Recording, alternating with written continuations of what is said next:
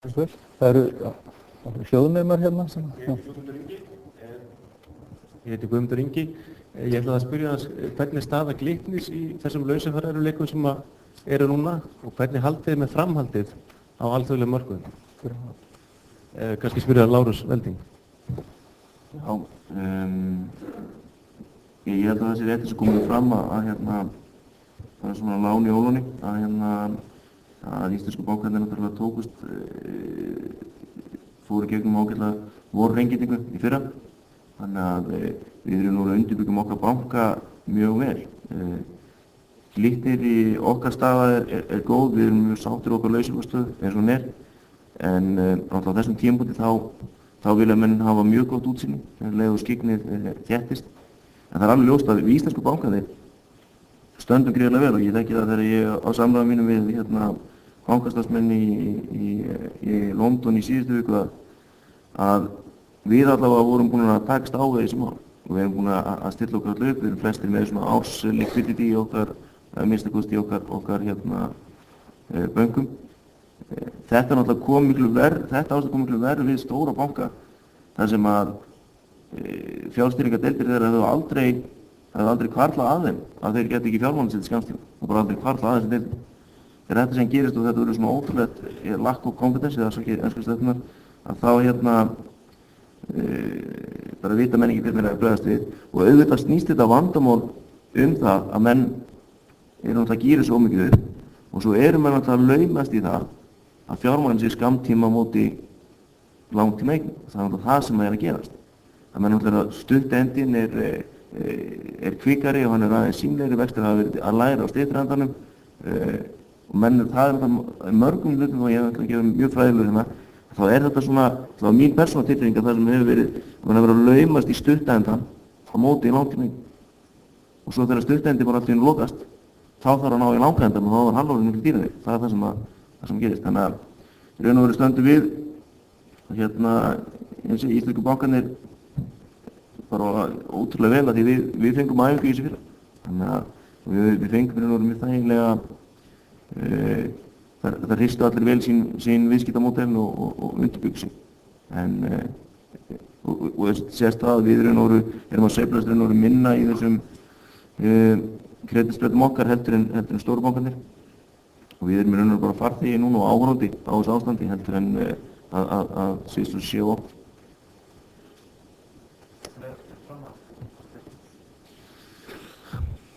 Já, ef maður vissi það nú. En ég held að það sem hafi gerst, ég held að þessi tveir náttúrulega mjög jákvæð þáttur að gerast og ég trúi ekki öðru en að hlutafjármarkaður í Íslandi taka vel í sig í dag, eins og erlendis, er að það eru tveir lykilþættir sem hafa gerst, er að náttúrulega breski seðlabankinn kom inn núna og tryggði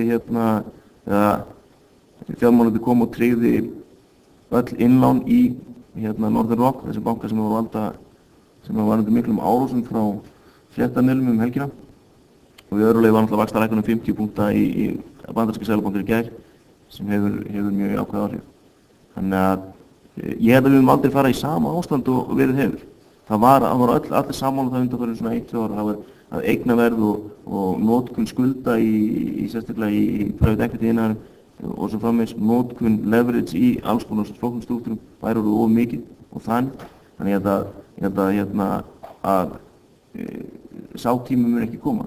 Ég held að vextir munu vera háir, fyrirtæki getur undirbúið sig til það. Það er meiri álag frá bönkunum, nú eru þeir búin að lenda í þessu, þannig að menn ætla að vera undirbúinir. Það er eignir fyrirtækjamarkaðar sem hafa verið verðlaun með svona premium út af því að yfirtöku álag, hún náttúrulega er farin. Þannig að ég held að það verði svona nokkurn veginn framhaldið. Ég held að ef að þetta gerist þess að komið fram að áhrif bandaríska hagkerfisins er ekki meira en þetta og að Amerikanar ná að stýra sínu hagkerfi í nokkuð farsælan hátt, að þá erum við ennþá í ástandi þar sem undirliggjandi svona þjóðhagfræðilegar undirstöður í hagkerfum heimsins eru nokkuð góðar. Það sem er aftur mútið áhæður fyrir okkur að horfa á er hvað er núna að fara að gerast með Kína og Indland. Það er heldur svona stóra spurningi sem að þeir eru náttúrulega í sterkri stöðu núna. Þannig að þeir eru mennum peningar. Þannig að það er svona svona aðeins meiri pæling núna þegar við horfum fram á það. Þannig ég held að ef að alveg sem okkar menn segja, ef það Bandaríkin á að jafna sig á þessu, þá mun heimurinn þróast og það er sérstaklega kannski best á þessum aðstæðum undanfarna mánuði að engin hlutafjármarkaður heimsins getur ákveðið sem þeir eru búin að sjá hvað Ameríkanarnir gera. Þannig að það er bara staðan. Já, fleiri spurningar úr sal? Engin brennir spurning? Jú, þarna. Fyrir meiri.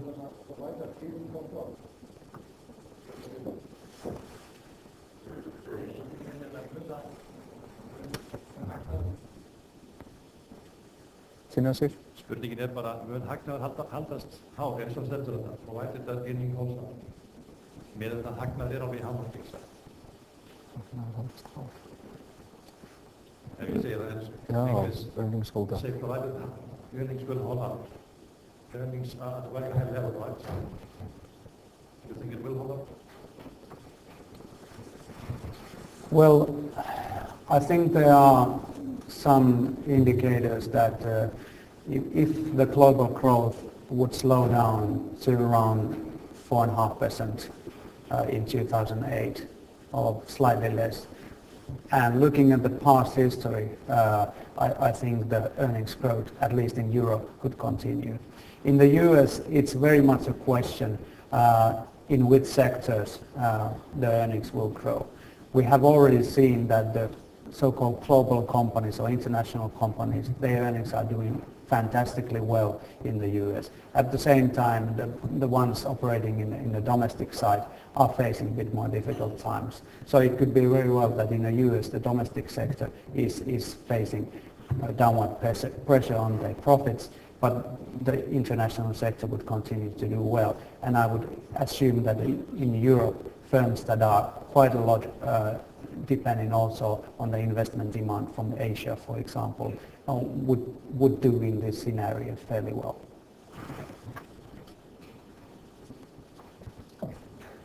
If I may add somewhat an auxiliary question to this one, because Lars Welding was saying that now the big money lies in Asia, India and China. I mean, the question of the subprime crisis is not just how it happens. You point out that this is a very small part of the mortgage market as a total, but the question is not just how, it's also why. I mean, isn't it a little bit that people are worrying that the American economy is slowing down, that is to say the consumption will slow down, etc., etc. People are worried about those geopolitical, economic, long-term trends. Isn't that a part of the panic?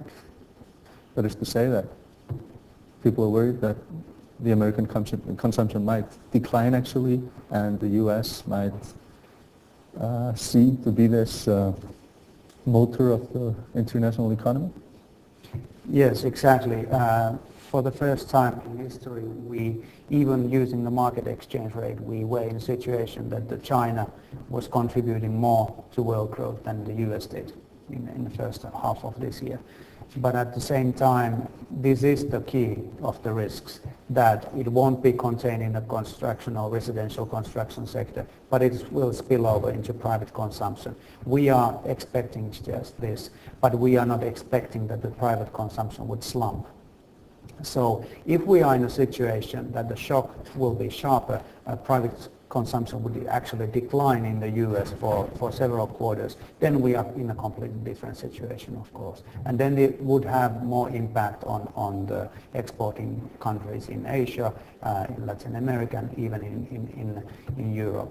But if we are seeing this kind of sluggish growth below trend for several quarters, perhaps for the next 2 years in the US, then we are in a situation that the global economy is likely to go rather well with it. Einhverjar spurningar úr salnum? Þannig einn. Ég heiti Sölvi Heistinsson. Mér langar til að spyrja stöðu Glitnis, sérstaklega á þessu svo kallaða subprime markaði.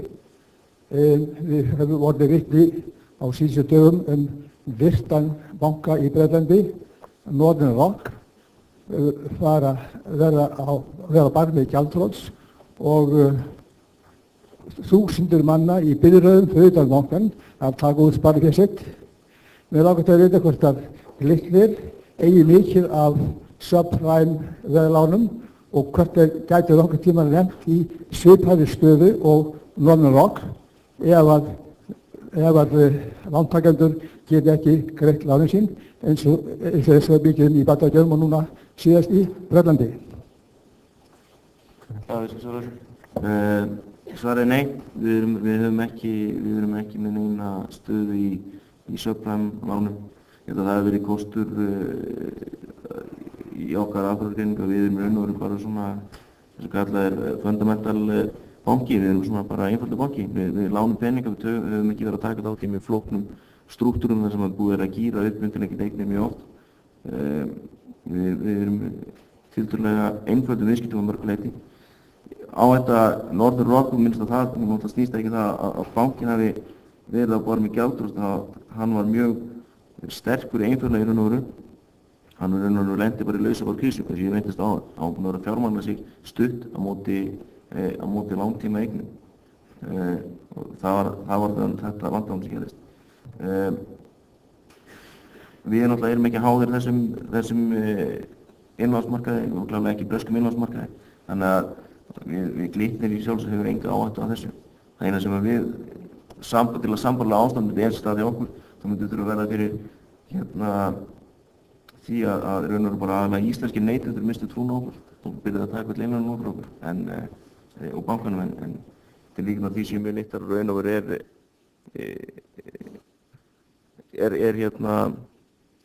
ber að hafa í huga, og það má líka segja við þetta breska mál að þetta er náttúrulega líka eins og gerist í svona paníkaástandi að upplýsingagjöf fyrirtækisins og fjármálakerfisins eru náttúrulega slök af því að menn bara allir taka skrif tilbaka.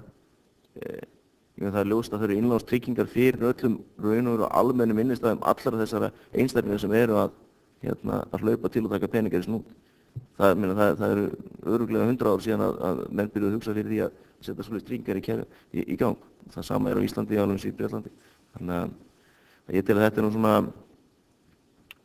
vandamál sem myndast þarna er aðalega þeir lendi í lausafjárkrísu og þeir vinna ekki finnst mér nógu hratt með breska seðlabankanum, fjármálaráðuneytinu og sjálfur í bara að útskýra stöðuna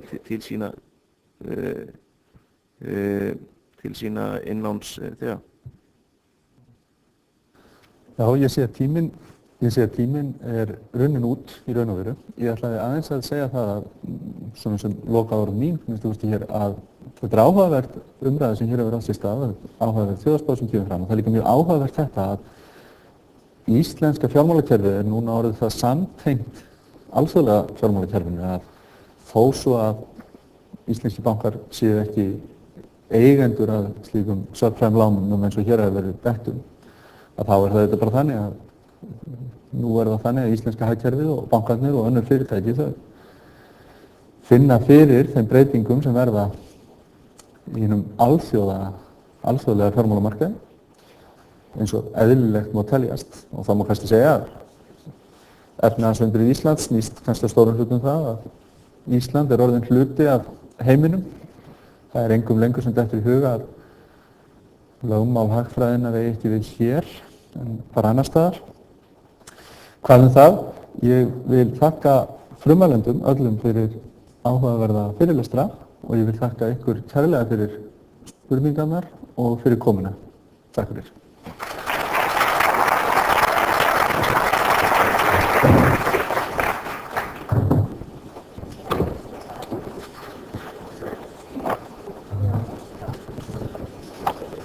Ég veist að fólk